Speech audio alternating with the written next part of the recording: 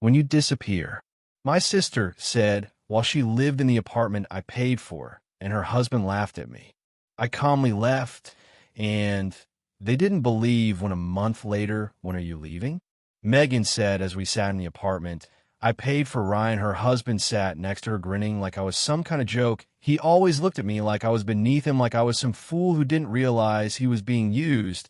And maybe for a long time, I had just walked in the usual bags and hand small gift from my nephews. They ran up to me, as they always did, excited, hugging my legs, grabbing at the bags to see what I had. Brought them this time. It was the best part of my visits, seeing their little faces light up knowing I was doing something good for them.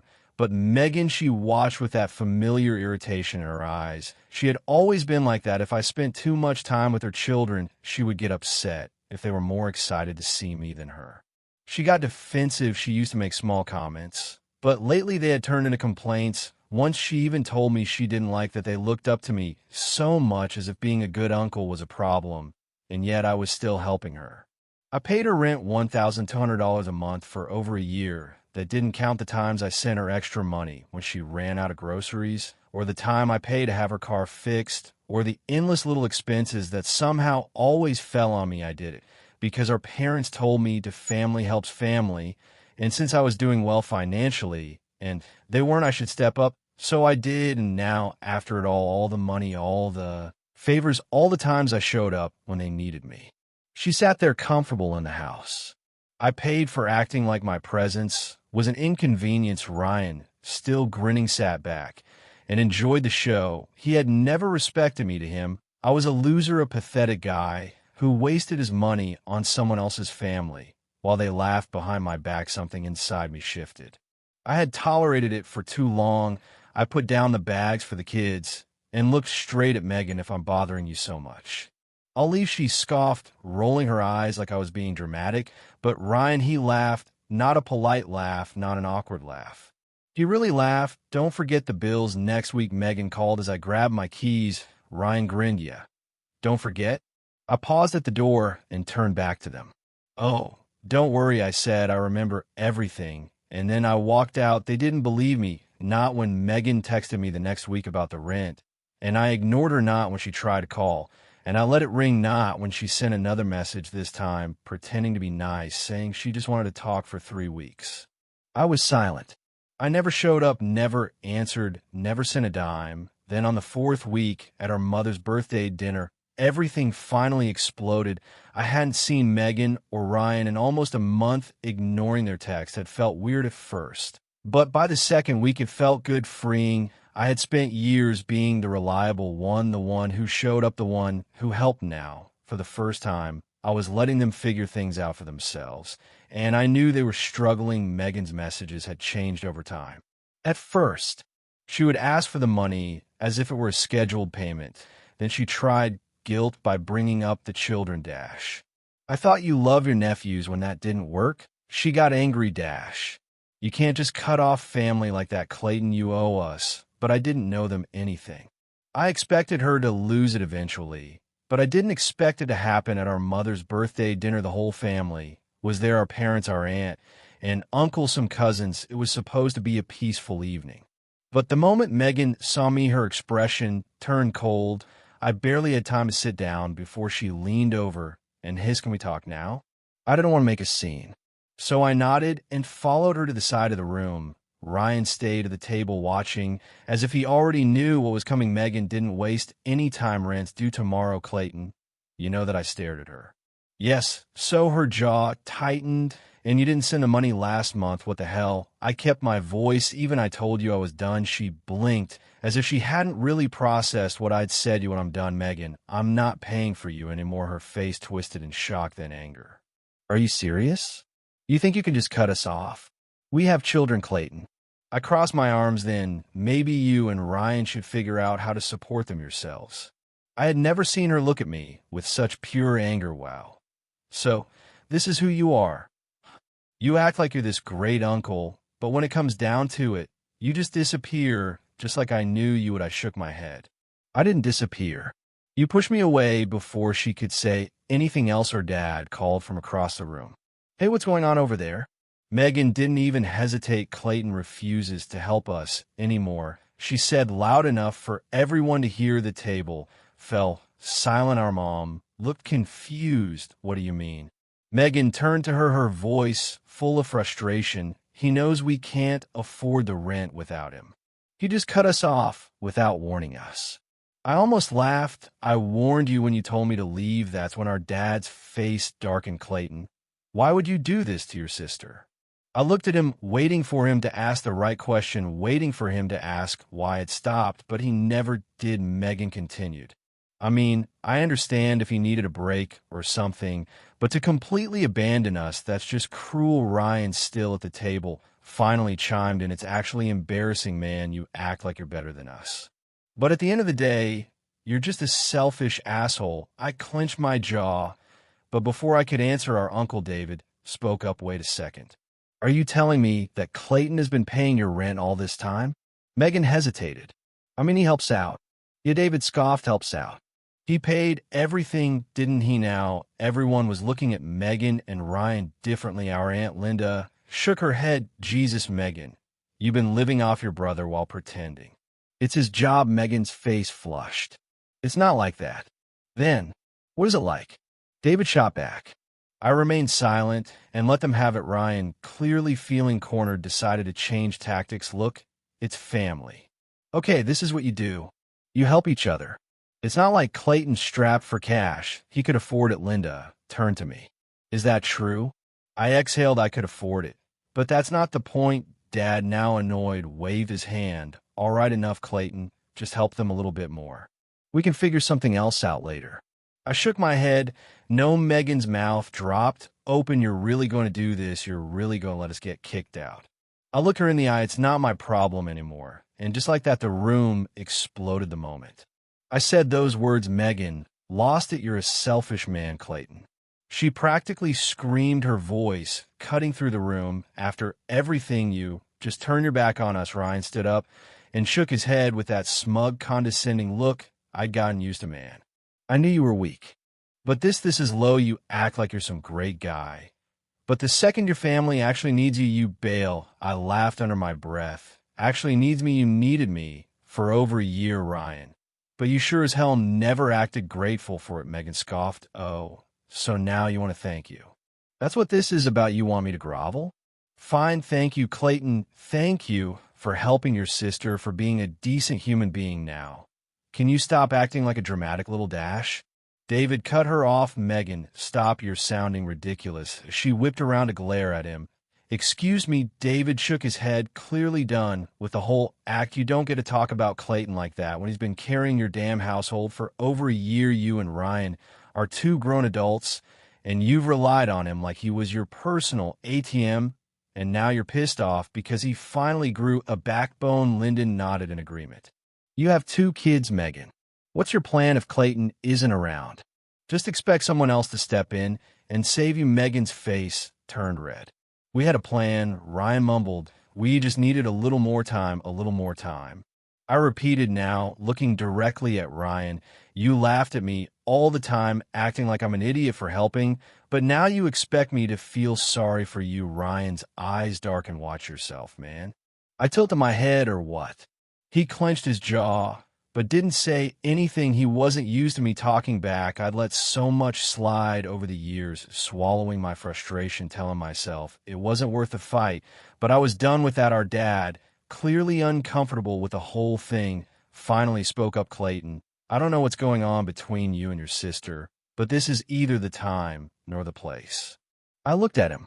You really don't know what's going on, or you just don't want to admit it? His expression hardened. Family doesn't turn its back on each other. And yet when Megan treated me like garbage for years, you never said a word that hit something. Because he looked away. Megan let out a bitter laugh. Wow. So now I'm the bad guy. Linda crossed her arms. If the shoe fits, Megan turned back to me. Fine, don't help. But if we get kicked out, don't come crying to us about how guilty you feel. I smiled. Oh, I won't. The table fell silent. Ryan was staring at me now, like he finally realized I wasn't bluffing. He leaned forward. So that's it. You're just going to walk away, pretend we don't exist? You both made it clear that I was never more than a paycheck to you. So yeah, I'm walking away, Megan's face contorted with rage. You're such an asshole. I shrugged, maybe, but at least I pay my own rent. That's when Ryan snapped 1 second. He was sitting there, and the next he was lunging at me. Ryan lunged at me, swinging his fists, as if he actually thought he could knock me down. It was pathetic. The guy was fighting like someone who had never been in a real fight before, wild, uncoordinated, all anger and no skill. I barely had to move to avoid his first punch. He came at me again, but this time I caught his arm, twisted it, and pushed him back. He stumbled, knocking over a chair and almost taking the tablecloth with him. You really want to do this, Ryan? I asked, shaking my head. Go ahead, but you'll regret it. Megan was already screaming stop at both of you. But Ryan wasn't done. He stood up again, red in the face, and charged again. I let him come, then stepped aside at the last second. His own momentum sent him right into the table, knocking over a plate and almost losing his balance before he could turn around. I grabbed his arm, drove my fist in his gut, and watched as all the air left his body. He fell to his knees, gasping for breath. You son of a bitch, he panted. I stepped back. Stay down, Ryan. You're embarrassing yourself. Megan ran to him and knelt beside him as if I had just committed a crime. Ryan, are you okay? He tried to look at me, but he was still struggling to catch his breath. Then my dad stood up enough. I turned to him, waiting for him to say what everyone else in the room knew, that Ryan had started it, that Megan and Ryan had treated me like garbage for years, that it wasn't my fault. Instead, he looked right at me. Get out, Clayton. I blinked. Are you serious? You attacked Ryan, Megan shrieked. I laughed in disbelief. Ryan attacked me. I was just defending myself. Dad didn't listen. I won't have this kind of violence at our family dinner. You need to leave now. David, my uncle, slammed his hand down on the table. Are you out of your mind, Steve? You saw Ryan go after him. First, Linda, my aunt, crossed her arms. You're really going to kick out the only person in this room who did the right thing. Dad's jaw tightened. I'm not arguing. I looked around the room. Mom had her hands in her lap, avoiding eye contact. Megan was still acting like Ryan was some kind of victim. Ryan, still on his knees, looked like he wanted to crawl into a hole from the sheer humiliation of it all. But David and Linda, they were furious. I exhaled, grabbed my jacket, and headed for the door as I passed Megan. I leaned in just enough for her to hear me. Good luck with the rent. Then I walked out, and I didn't look back for 2 days. I didn't hear from either of them. No texts, no calls, nothing. I wasn't surprised. Dad had made it clear whose side he was on, and Megan was too proud to reach out first. I figured they'd stay mad for a while, then eventually find a way to blame me for everything, and honestly, I was okay with it. I felt free for the first time in years. No more paying their rent. No more guilt trips. No more dealing with Ryan's smug attitude. I focused on myself, went to work, went to the gym, actually spent money on myself. For once it felt good. Then, on the 3rd day, I got a call from Mom. I stared at the screen for a moment before answering. Hey. Her voice was tense. Clayton, we need to talk. It's important. I sighed. What is it now? It's Megan. She said quickly. Something's happened. My stomach dropped. As much as I wanted to be done with them, the thought of something serious still made my heart clench. What happened? Mom hesitated, as if choosing her words carefully. They're in trouble, Clayton. They may lose the apartment today. The landlord gave them final notice. They have until the end of the day to pay, or they'll be evicted. I ran my hand over my face. Are you serious? I told Megan weeks ago that this was going to happen. I know, Mom said. But it's not just her, the kids, Clayton. They don't deserve this. I clenched my jaw. I hated that she brought up the children. She knew they were my weakness, whereas Dad, and all this. I asked. Mom hesitated again. He's upset, but he's not able to help financially. Of course not. Dad was always quick to defend Megan, but when it came to actually helping her, he was suddenly useless. Clayton, please, Mom said, if you can just help this one last time, just to keep her from losing her home. I sighed, already feeling the weight of this pressing down on me. Fine. I'll talk to Megan. Mom sounded relieved. Thanks. I knew you wouldn't turn your back on her. I hung up and grabbed my keys, as much as I wanted to stay out of it. The thought of my nephews losing their home was too much. I told myself that this was different, that I wasn't doing this for Megan or Ryan.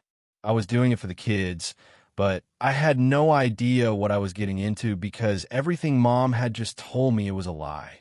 I drove over, still feeling conflicted. Part of me knew this was exactly what Megan wanted, to pull me back and to make me feel responsible. But Mom had said it was urgent, and if my nephews were about to lose their home, I couldn't ignore that. When I arrived, Megan opened the door quickly, as if she had been expecting me. She looked stressed, but not in the way someone would if they were actually about to be evicted. Something felt wrong. Ryan sat on the couch, avoiding eye contact. That was my second red flag. He was always the loudest in the room, always had something clever to say, but now silent. I got right to the point. Mom said, "The landlord gave you the final notice. What's going on?" Megan sighed dramatically and ran a hand through her hair. "It's bad, Clayton. They say if we don't pay by tonight, we're out. No extensions. No warnings, just gone." I studied her face. "And you're telling me this now?" She hesitated, then forced a helpless expression. "I thought we could work something out, but we don't have enough. And dash, how much do you need?" I interrupted. She looked at Ryan. He still wasn't looking at me. I narrowed my eyes. "You know how much you owe, right?" "Of course," she snapped.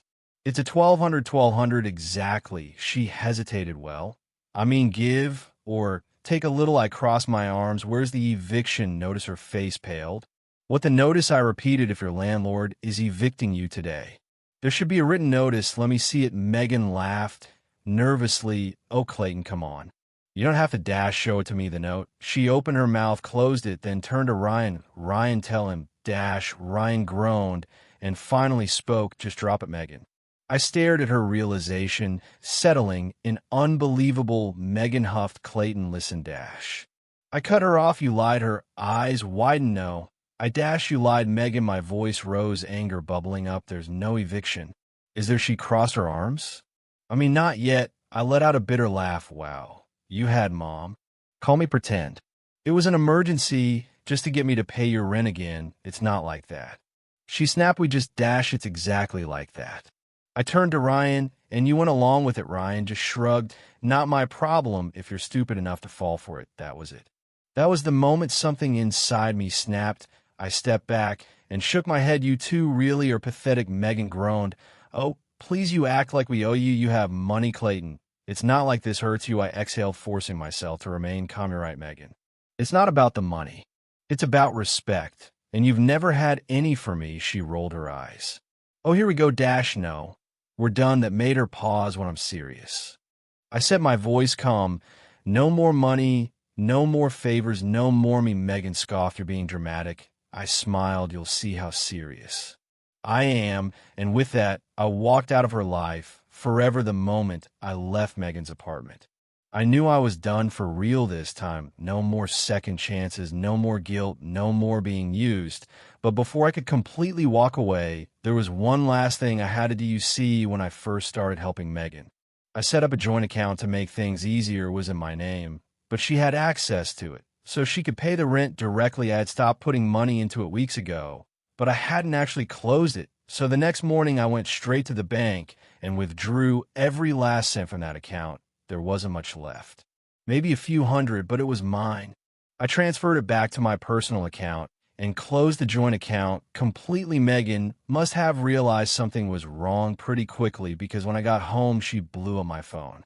I didn't answer it. She texted, "Did you take the money?" "What the hell, Clayton?" Then another, "You had no right to do that. That was our account." And another, "You're such a selfish asshole." I hope you know that I read them all and then blocked her number. Ryan tried next, called me 5 times in a row, left a voicemail that started out calm, but quickly turned into him berating me.